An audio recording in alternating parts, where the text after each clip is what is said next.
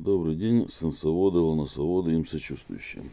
Решил записать это видео, потому что на всех просторах интернета так и не смог найти причину поломки. Поломка какая? Биение в руль. Ланос Sense.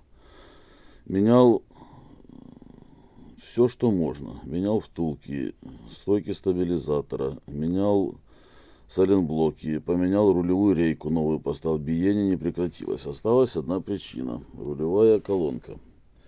Разобрал. Купил новую, думаю, поменяю. Смотрю. Вот втулка пластмассовая.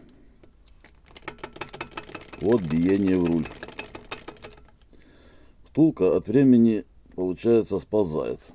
Кто-то до меня пытался делать стяжки, изолента, фиксировать ее. Но все равно она, получается, с времени сползает вместе с этим всем.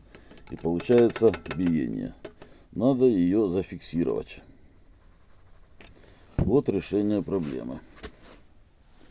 Нашел в хламе пружину от какого-то отечественного автомобиля. То ли Запорожец, то ли Волга.